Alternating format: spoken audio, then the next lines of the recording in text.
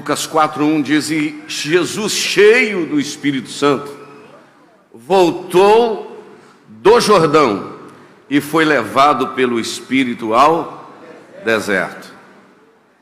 Veja bem, aleluia, glória a Deus. Hoje à tarde até falei com a Eunice, o Espírito de Deus me incomodou, irmãos, no sentido da gente falar esta noite sobre a necessidade de uma vida cheia do Espírito Santo. É interessante, irmãos, que nós do meio pentecostal, a gente respeita, claro, todas as igrejas, mas existem muitas palavras no meio pentecostal. Hoje ela se tornou muito popular, muitas igrejas até falam. Por exemplo, é muito comum a gente ouvir no meio pentecostal dizer poder, glória, fogo, unção. Você já viu? Tem glória aqui hoje, tem fogo aqui. Isso é um linguajar muito comum no meio pentecostal. Só que eu gostaria de dizer para você que a ação do Espírito Santo na vida de um homem, na vida de uma mulher, está muito além desta linguagem de fogo, de só pular ou de só gritar. Há uma ação. A ação do Espírito Santo, ela precisa ser entendida, pastor Valdemar, como um governo de Deus na vida do cristão. Entendeu? E esse governo de Deus atua não só nas manifestações de levantar as mãos, adorar na hora do culto, mas é uma manifestação que, em primeiro lugar, transforma o nosso caráter, mexe com o nosso homem interior, a ponto de mudar a nossa maneira de viver, antes de mudar a nossa forma de cultuar. Porque quando o Espírito de Deus muda o nosso homem interior, a gente se torna mais amável, a gente se torna mais dócil, a gente se torna mais calmo, mais temperante. Quando você poderia agir de uma forma agressiva, aí o Espírito Santo que domina a sua vida, ele diz: não, você é diferente, você não vai agir dessa forma, porque o Espírito Santo habita em você. O meu pai, ele foi marceneiro muitos anos, e a gente morava na roça, mexia com serraria, e ele lá na roça a gente aprendeu a seguinte frase, que o cavaco não voa longe do pau. Alguém já ouviu essa frase? Vai rachar a lenha, bate o machado, o cavaco pode até voar um pouquinho, mas ele não voa longe do pau. Isto quer dizer que quando você aceitou Jesus como Salvador, entregou a sua vida ao Senhor, você está entregando o governo da sua vida nas mãos daquele que convenceu você do pecado, da justiça e do juízo. E esse que convenceu você do pecado, da justiça e do juízo é o Espírito Santo de Deus. E aí começa um processo que a Bíblia diz que se alguém está em Cristo, nova criatura é. As coisas velhas já passaram e eis que tudo se fez novo. O nosso temperamento, o nosso comportamento, as nossas atitudes, elas vão parecer muito com Jesus, porque o Espírito Santo está governando a nossa vida. A ponto do que eu disse aqui esses dias sobre Gálatas, capítulo de número 5, o fruto do Espírito que vai abundar na nossa vida, trazendo alegria, trazendo gozo, trazendo paz, trazendo temperança, que é o mesmo que domínio próprio. Mas o meu interesse também de compartilhar com você esta noite é que, além desse Espírito Santo mudar esse nosso comportamento, o nosso modus vivendi, a nossa maneira de viver, e eu vou abrir um parênteses para glorificar a Deus, pastores, pela vida dessa igreja aqui. Falei com a Eunice agora à noite, antes estava arrumando a gravata, inclusive é nova, na verdade os irmãos viram, é a primeira vez que eu uso ela aqui na Assembleia de Deus. Ganhei sexta-feira atrasada lá no Alto Mutum, entendeu? Muito bonito, inclusive, a Eunice falou, né, Eunice, que é bonito, né? E os irmãos estão vendo também que é bonita, né? Graças a Deus. Então é o seguinte, eu estava dizendo para a Eunice, eu noto um crescimento na nossa igreja nessa área de relacionamento. Eu não tenho visto muita briga mais no meio de nós, não. Porque crente geralmente briga, não briga? Briga por causa de uniforme, briga por causa de hino, briga por causa de não sei o quê, briga por um monte de coisa. Mas quando o Espírito de Deus começa a interferir na nossa vida, governar a nossa vida, a gente começa a ficar com vergonha de brigar. Ao invés da gente brigar, a gente chama para conversa e perdoa. Amém, meus irmãos? Glória a Deus. Então é o seguinte, eu sinto uma necessidade de cada dia levar esta igreja e pregar sobre isso, que se o Espírito Santo governa a nossa vida, isto é, ele muda o nosso interior, ele muda o nosso caráter, e é um negócio interessante que o Espírito Santo, pastores, ele é como se fosse um alarme na nossa vida. Quando você ameaça de pecar, o Espírito Santo dá um brado e diz, não, isso aí você não pode, porque o seu corpo, a sua vida pertence a mim. Porque nós passamos a ser o quê? Propriedade dele. Eu morei nos Estados Unidos um tempo, eu e Eunice. Uma coisa que me chamava a atenção nos Estados Unidos eram as casas. Me chama até hoje quando eu vou lá. Você vai, por exemplo, principalmente na região que eu morava, da Virgínia, no estado da Virgínia, na cidade de Richmond, na Virgínia. Eu me lembro que as casas não tinham muro, não. Não tinham muro, não. E tinham os quintais lá, pastor Simar, a graminha tudo verdinho, e os cãezinhos, os cachorrinhos soltos lá, e um cachorro às vezes não passava para o quintal do outro. Eu falei, mas que cachorro educado. Mas aí eu descobri um negócio, é que em cada divisória lá de cada lote, tem dentro do chão um fio, e na coleirinha do cãozinho tem um alarmezinho, entendeu? Quando ele vai atravessar, ele toma um choque e volta, e fica dentro do ambiente dele. Me desculpe a comparação, o crente que anda na presença do Espírito Santo, ele tem um sensor. Quando ele vai pisar fora, o Espírito Santo diz, daí para frente não, porque é área perigosa. Daí para frente não, porque é área perigosa. É zona de risco. Então, o que eu estou pregando aqui esta noite? Que o Espírito Santo veio morar na vida da igreja, na vida do crente. Por isso que eu falo que nem que seja uma aguinha assim de vez em quando, tem que correr, meus irmãos. Eu falo, o pessoal acha graça, pastor, que nem que seja assim, ó, porque agora tem várias técnicas para enxugar, né? Nem que seja assim, ó, você tem que de vez em quando, porque se o Espírito Santo mora, de vez em quando tem que sair uma aguinha aqui. Eu agora tenho uma outra técnica que eu estou vendo em algumas igrejas que eu vou, é assim, ó, as irmãs limpam assim, ó, entendeu? Assim, né? Eu fui outro dia pregar no lugar, até o Robson estava comigo, acabou o culto, a irmã, desculpa a brincadeira, mas a irmã me procurou, literalmente, falou, pastor, estou muito aborrecida com o senhor. Eu falei, o que foi, irmã? Ela falou que a gente arruma, passa uns pozinhos aqui, vem para a igreja escutar o senhor pregar, como é que eu estou? Parecendo Bozo. Eu falei, deixa melecar essa cara tudo de lágrima e chora. E tem gente que já limpa na fralda da camisa. Mas eu quero te dizer que quem tem a presença do Espírito Santo, ele sente alguma coisa, porque o Espírito de Deus habita na vida dele. Você tem que dar uma arrepiada, você tem que mostrar algum sentido de vida de Deus em você. Por quê? Porque Jesus falou, eu vou. Coloca para mim, Lucas, Aloia Lucas.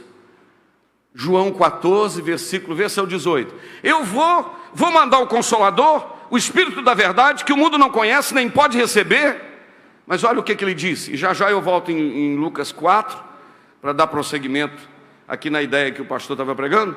O Espírito da verdade, leia comigo, vamos lá, 1, 2, 3. O Espírito da verdade, que o mundo não pode receber, porque não o vê, nem o conhece. Mas vós o conheceis, porque ele habita convosco e estará onde, irmãos? O que é em? Em é o que, irmãos? É dentro. Então, se você tem um Espírito Santo dentro de você, primeiro, para o pecado entrar, vai ter que expulsar o Espírito Santo. Aleluia, alguém entendeu ou não? Para o pecado entrar, vai ter que tirar o Espírito Santo. E se você está feliz com o Espírito Santo, não haverá lugar para o pecado, porque o Espírito Santo habita em você.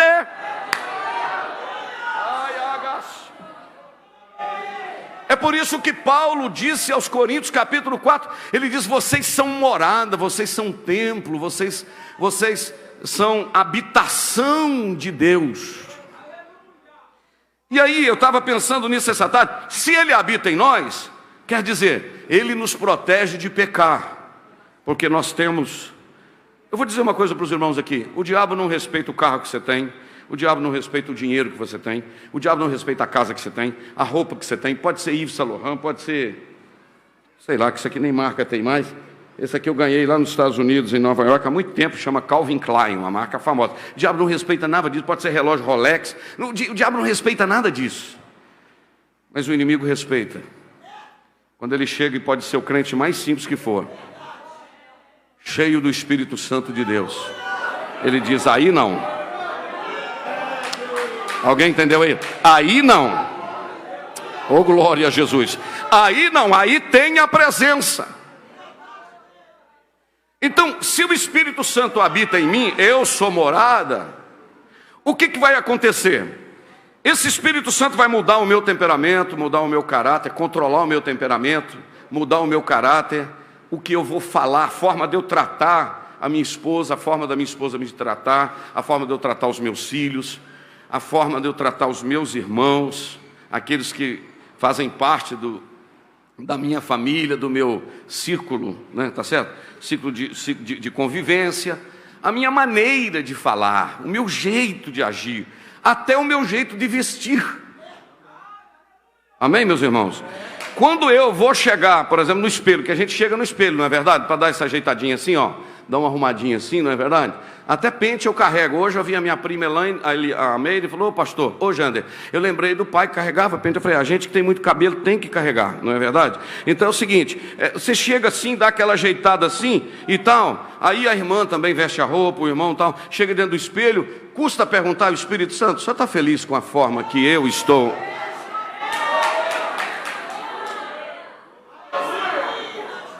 Pastor, ô Espírito Santo, eu vou dar um trato no meu cabelo agora. O senhor acha que essa cor desse trato que eu vou dar vai ficar legal? O senhor está feliz? Esse jeito de eu ser, se o Senhor mora em mim, o meu modus vivendi vai agradar também aquele que mora em mim, que é o Espírito Santo de Deus. Agora eu quero caminhar para uma segunda ideia aqui. Se ele mora em mim, então eu vou vestir como ele quer, eu vou falar o que ele quer, eu vou me comportar como ele quer. E aí é o seguinte, eu também serei guiado por ele para estar onde ele quer que eu esteja. Eu tenho pregado muito isso e dito que para onde eu vou não importa, importa é com quem eu vou. Porque o que me faz feliz não é o lugar para onde eu fui, é a presença daquele que me levou. Não, eu falei um negócio bonito. O que vai fazer a diferença e me alegrar não é o lugar para onde eu fui, é a presença daquele que me levou para lá. Amém, meus irmãos? Volta em Lucas capítulo 4, Aloí, por favor. Por quê, meus irmãos? Eu já fui nos Estados Unidos muitas vezes, vou falar que sem nenhum, Deus me guarde, irmão, falo debaixo do sangue do Cordeiro. Eu já vi gente na Europa reclamando, morando em Bruxelas, se eu pudesse voltar, pastor, para o Brasil. No Canadá, pastor, que saudade se eu pudesse voltar. Nos Estados Unidos, pastor, estou aqui porque... Irmão, não é o lugar que vai te fazer feliz, não. Sabe o que vai te fazer feliz? É a convicção de que você está exatamente no lugar que o Espírito Santo que mora em você te quer. Alguém está entendendo isso aqui, irmão? Entendeu, irmão Aldo? Não é o lugar, é a presença dele que vai me fazer feliz.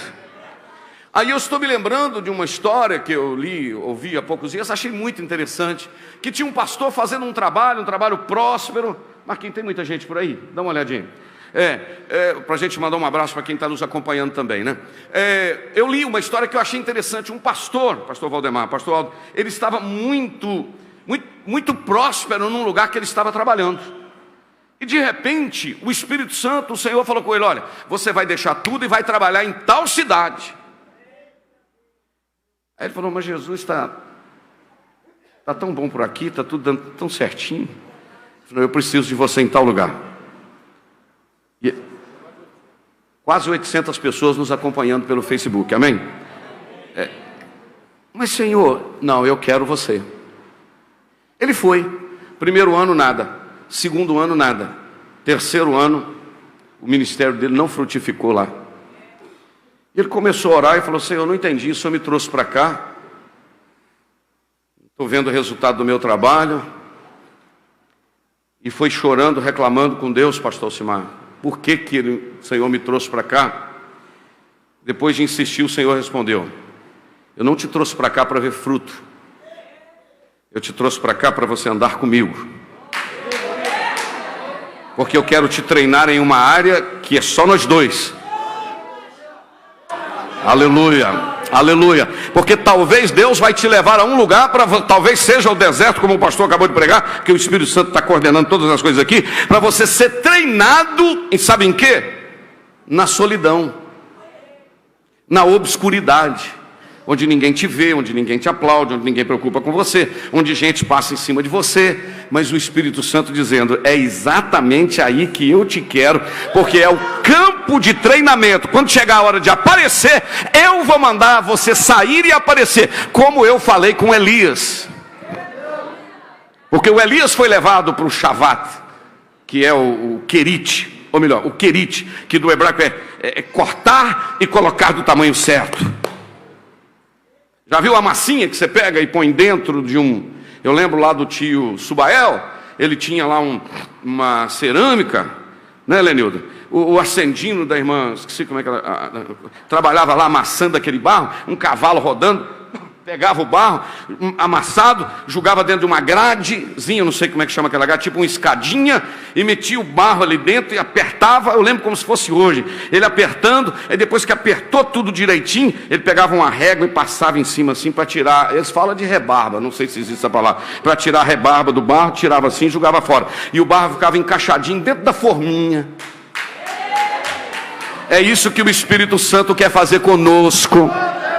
Você está muito cheio de rebarba, você está muito alterado, você está muito parecido com o mundo, você está muito parecido com o mundo. O Espírito Santo quer te jogar na forma e dizer: eu vou te encaixar do jeitinho que eu quero, da maneira que eu quero, porque aqui você não é oleiro, eu sou oleiro e você é barro. E Deus tenha o jeito, irmãos, de fazer. Deus tem o jeito de apertar. Não, vou falar. Deus tem o... Tem algum dentista que... tem a doutora Ludmila ali, que é dentista, sabe. Todo mundo, todos nós que temos dente, quem não teve, não tem original, mas já teve um dia, né? A gente tem um ponto que chama o ponto nevrálgico. Tem gente que mexe só com nervo, eu não sei essa especialidade não, né?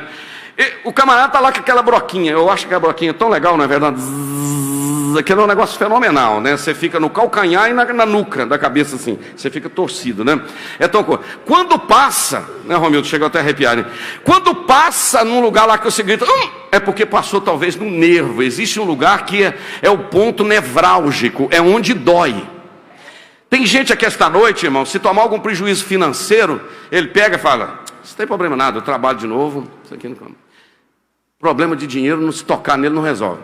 Tem o negócio de doença, ele fala: isso aí pode, não sei o quê. Mas se tocar num filho, ele... opa, aí não. Porque todos nós temos um ponto mais nevrálgico. E eu vou te dar uma notícia esta noite, que o Espírito Santo que habita em você, ele sabe onde dói. Ele sabe onde tocar.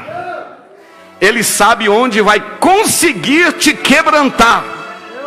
Porque quando tocar nisso, ele vai dizer: pode fazer da minha vida o que o Senhor quiser. Aí talvez você vai cantar esta noite: eu quero ser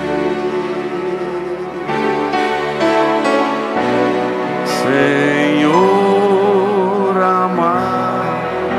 Fecha os seus olhinhos para cantar comigo assim: como vai?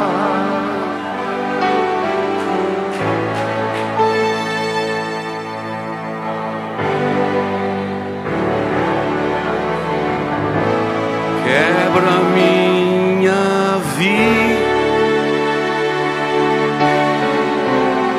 e faça de novo. Eu quero ser. Levante sua mão ao céu comigo. Eu quero ser um vaso novo. Eu queria que enquanto o Marcos toca ali bem baixinho, eu queria que você só adorasse a Deus e dissesse: Espírito Santo, se o Senhor quer trabalhar comigo, pode trabalhar na minha vida.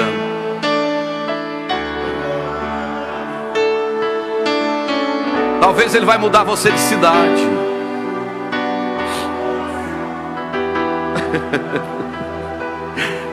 Talvez Ele vai mudar você de ambiente. Talvez Ele vai mudar você, não sei.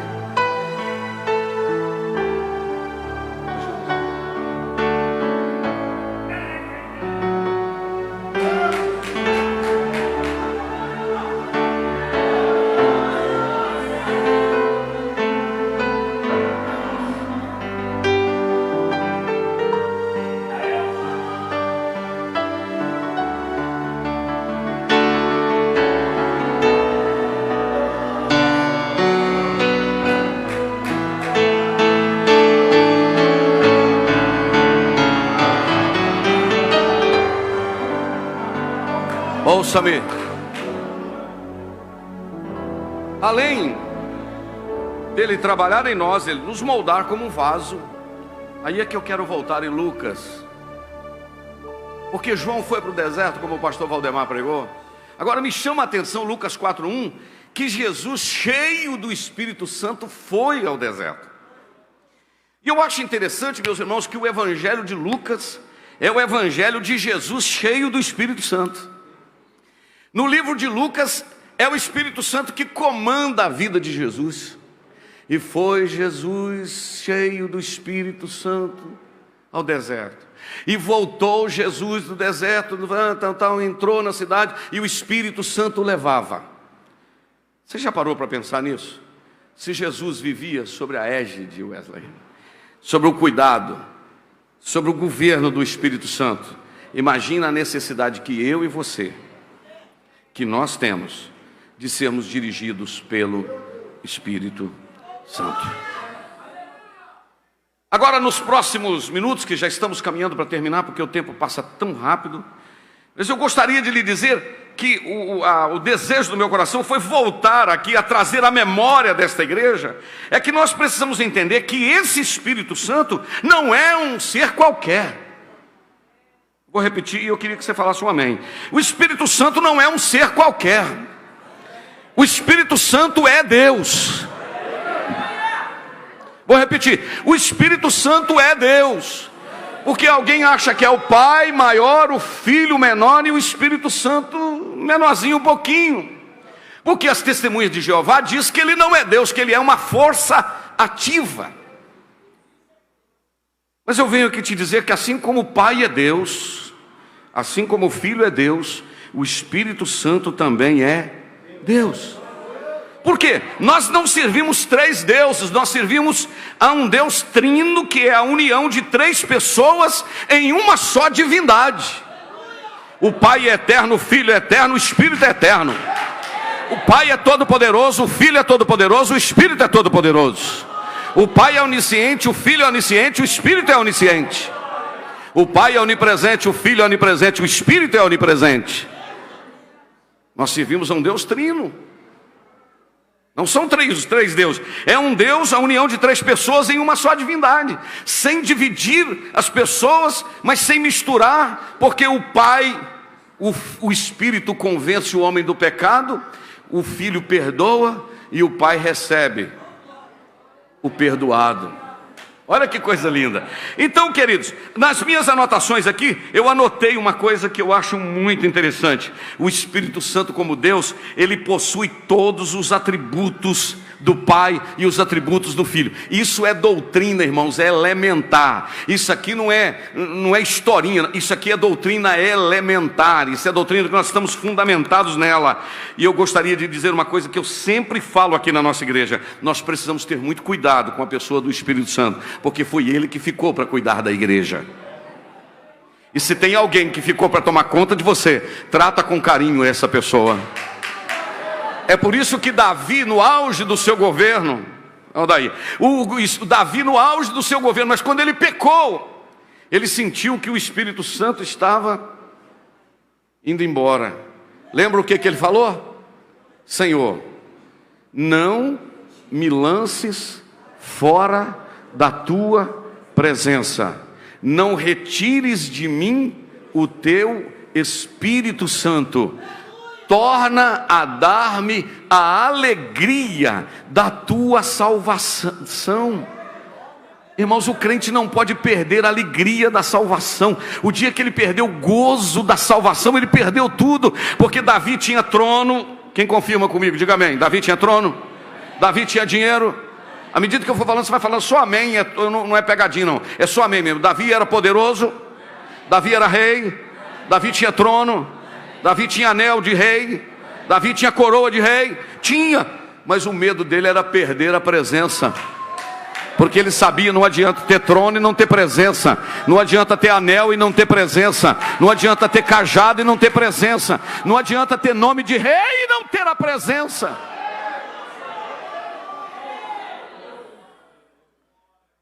Se a gente tivesse um templo bonito como esse que Deus nos deu, tivéssemos ar-condicionado, tivéssemos som bom como temos, tivesse tudo e não tivesse a presença, o que valeria? Vocês já teriam ido embora, eu já teria parado a pregação. O que dá vida nisso aqui, o que dá vontade de chorar, aleluia, o que dá vontade de levantar a mão, cantar, servir, é o quê? É a presença dele que nós estamos sentindo aqui. E aí o que eu quero chamar a atenção dos irmãos, para a gente concluir em 5 minutos, que a gente quer cantar mais um louvor, vamos tirar a oferta, vamos concluir, mas eu gostaria de dizer o que eu sempre falo aqui: precisamos tratar ele com cuidado, porque o Espírito Santo, ele possui, irmãos, ele possui características, ele possui atributos de uma pessoa, de uma personalidade. Então, mas espera aí, pastor, não é espírito, não tem corpo. Mas veja bem, eu não estou falando de corporeidade do Espírito Santo, eu estou falando de personalidade. Uma personalidade precisa ter vontade, precisa ter emoções e precisa ter o que? Inteligência. Nós somos imagem e semelhança de Deus, por quê? Nós temos vontade. Você veio a este culto aqui esta noite porque você teve vontade. Número 2, você tem inteligência. Você é inteligência, você raciocina. E terceiro, você tem emoções. Se eu perguntar quem já chorou aqui esta noite, talvez mais de 80% já chorou, ou pelo menos deu uma vontadezinha assim, deu um calafriozinho assim, não deu?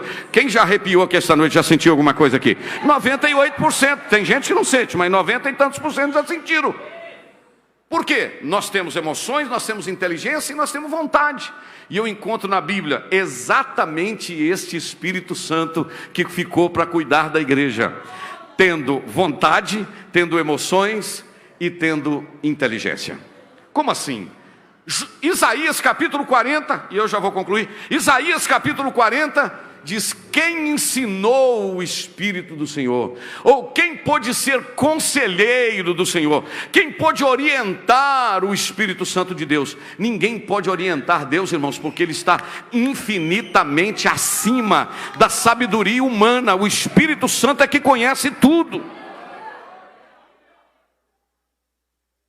Então o Espírito Santo tem inteligência. Número 2, o Espírito Santo tem vontade. Eu estava lendo agora à tarde, quando Paulo queria ir para Psídia, quando Paulo queria ir para a Ásia, fazer a obra missionária, diz a Bíblia que o Espírito Santo proibiu Paulo ir, impediu. Agora escuta, irmãos, que coisa interessante isso aqui. Paulo estava querendo ir para a Ásia pregar? Sim. Paulo estava querendo ir para Psídia pregar? Sim. Por que o Espírito Santo impediu? Porque pregar é uma coisa muito interessante, mas pregar onde o Espírito Santo quer que preguemos é que vai dar resultado. Eu já fui muitas vezes, pastor Valdemar, nos Estados Unidos. E dentre as vezes que eu fui nos Estados Unidos, não foi uma vez só. Pergunta a Eunice ali, que é testemunha. Alguém já falou: pastor, o senhor nunca pensou em vir para cá? A gente está precisando de um pastor aqui. A gente está precisando de alguém de um ministério sério. O senhor não gostaria de abrir uma igreja aqui? O senhor não gostaria de pastorear para a gente aqui? Quase que você canta aquele hino, né? A dólar lá, a dólar lá. Não tem aquele hino? A dólar lá. O dólar está R$4, irmãos. Imagina um pastor ganhando $5.000 por mês nos Estados Unidos, R$20.000. Aí o seu coraçãozinho dá aquele assim, plim. Aí o Espírito Santo só dá aquela olhadinha e fala assim: é aí que eu te quero?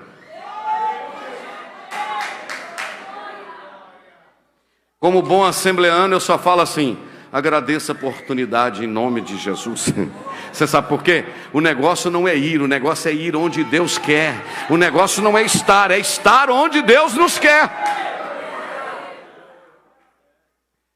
Nesta noite o Espírito Santo quer pegar na sua mão e dizer: a partir de hoje eu quero dirigir sua vida. Eu vou repetir, meus irmãos, porque eu tenho certeza que Deus está falando conosco aqui. O Espírito Santo está dizendo: eu quero dirigir sua vida a partir de hoje. Porque se eu dirigir a sua vida, sabe o que vai acontecer?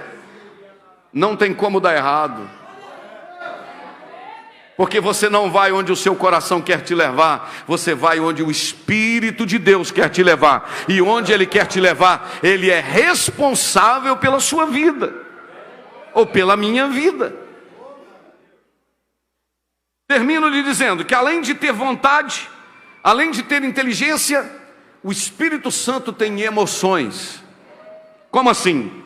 Paulo disse: não entristeçais o Espírito Santo de Deus, no qual estáis selados para o dia da redenção. Aí você me pergunta: pastor, como é que eu posso entristecer o Espírito Santo? Esta questão de entristecer o Espírito Santo de Deus, ela é tão séria, que a pessoa pode ir ao extremo de blasfemar contra o Espírito Santo. Eu preciso ensinar isso aqui esta noite, novamente. Qual a diferença entre só entristecer e blasfemar? Quem blasfema contra o Espírito Santo nunca mais vai ter perdão. Eu já atendi no gabinete, já atendi na minha casa, alguém dizendo: pastor, ora por mim, pelo amor de Deus, que eu acho que eu blasfemei contra o Espírito Santo. Eu estou muito triste, pastor. Aí eu já acalmo ele logo dizendo: pode acalmar, que se você está triste, chorando, arrependido, achando que blasfemou, é porque você não blasfemou. Porque quem blasfema não sente nada. Porque a única coisa que me faz sentir arrependimento é a presença do Espírito Santo de Deus na minha vida, que diz: você errou.